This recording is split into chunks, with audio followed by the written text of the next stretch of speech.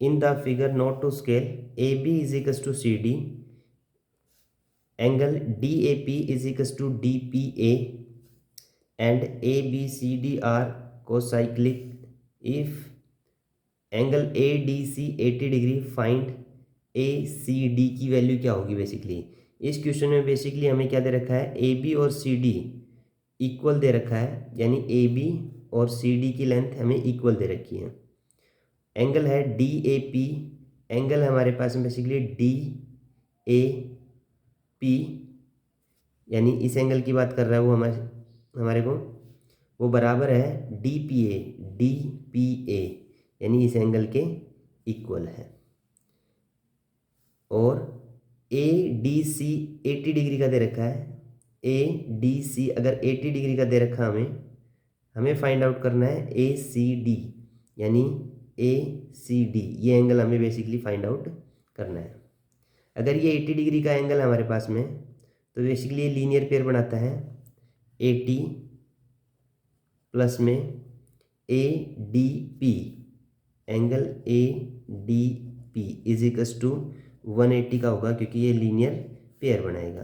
तो एंगल हमारे पास में ADP होगा वो 180 माइनस में 80 हो जाएगा, यानी angle ADP is equals to 100 का होगा। यानी इसको हम लोग पूरे को एंगल को 100 लिख सकते हैं, 100 डिग्री का। अब अगर ये दोनों एंगल इक्वल हैं, इस ट्रायंगल की बात करते हैं हम लोग ADP की, इन ट्रायंगल ADP के अंदर एंगल इक्वल है बेसिकली। इसको हम लोग अगर एंगल DAP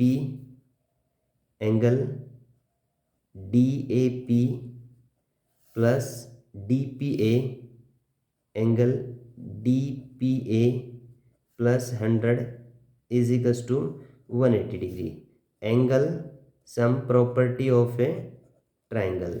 हमने यहाँ पे किसी भी ट्रायंगल के इंटरनल एंगल्स का सम 180 होता है, वो एंगल सम प्रॉपर्टी का यूज़ किया है।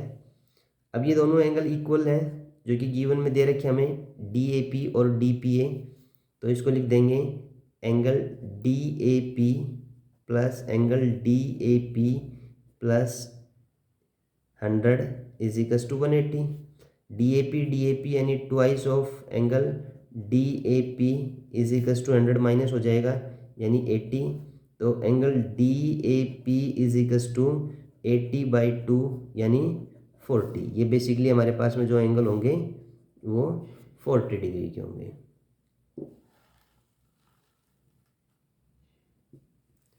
अब हम देखेंगे इसमें थोड़े से कंस्ट्रक्शन कर लेते हैं। B को D से ज्वाइन कर लेते हैं और C को B से ज्वाइन कर लेते हैं। इसको नेमिंग करेंगे हम लोग, इसको एंगल 1 लिख देते हैं, इसको एंगल 2, एंगल 3 और एंगल 4 बेसिकली। अब हमने यहाँ पे देखा कि एंगल जो 1 है वो इक्वल है हमारे पास में एंगल 4 के। एंगल 4 के क्यों है इक्वल है, इसका रीज़न हमारे पास में angle on same line segment. अगर हमारे पास में दो एंगल सेम लाइन सेगमेंट पे होंगे तो वो दोनों के दोनों क्या होंगे, बेसिकली इक्वल होंगे, यानी एंगल 4 और एंगल 1 क्या होगा, इक्वल होगा। इसका रीज़न है angle on same line segment. Angle 2 और एंगल 3, एंगल 2 बराबर है एंगल 3 के, इसका भी हमारे पास रीजन है equal codes make equal angle, यानी हमारे पास जो जो हमारे पास में कोड AB है, वो जो एंगल बनाएगी वो एंगल 3 होगा, और दूसरा जो हमारे पास एंगल जो कोड CD है वो एंगल बनाएगी वो एंगल 2 होगा। तो इसका रीजन है equal codes make equal angle. तो इस तरह से हमारे पास दो इक्वेशन आ गई। अगर दोनों को ऐड करते हैं हम लोग तो एंगल 1 + 2 यानी एंगल 1 + एंगल 2 बराबर होगा एंगल 3 + एंगल 4 के, यानी ये बताता है हमें कि एंगल A बराबर है एंगल C के। एंगल A है ये एंगल C के इक्वल है। अब हम लोग एंगल फाइंड आउट करते हैं basically. Angle B D, angle A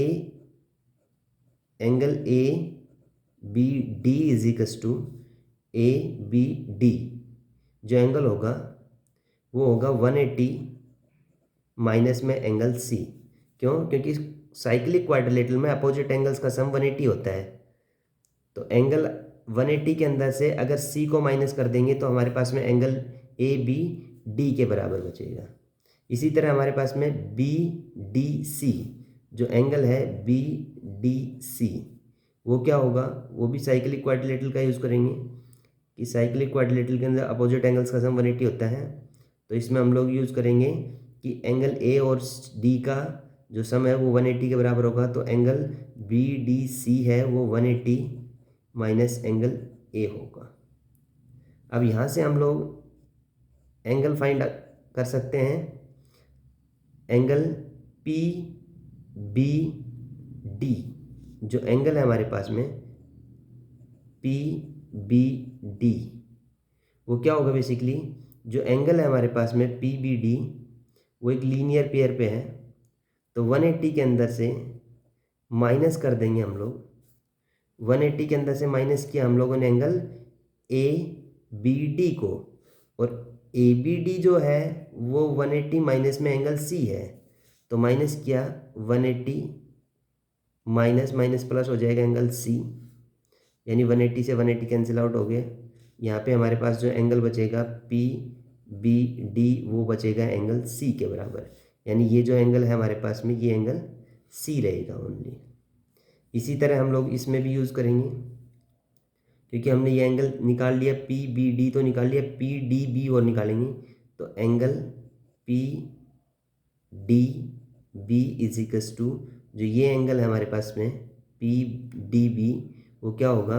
180 minus में होगा हमारे पास में B D C, B D C.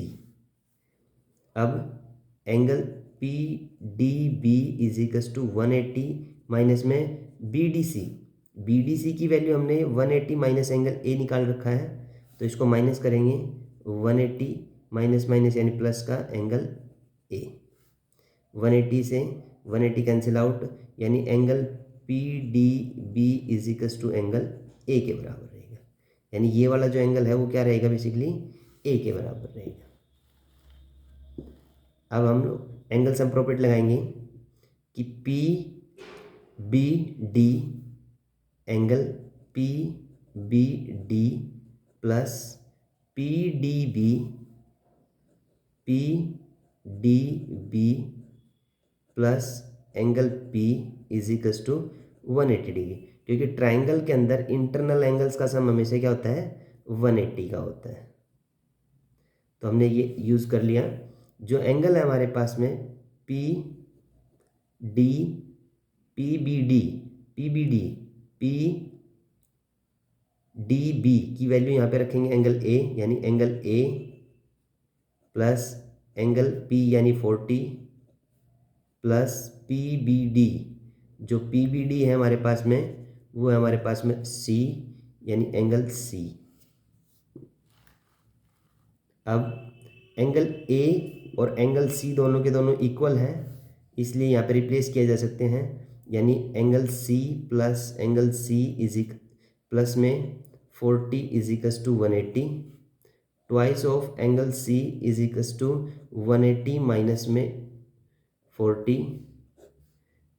Twice of angle C is equals to 140, angle C is equals to 140/2 यानी 70।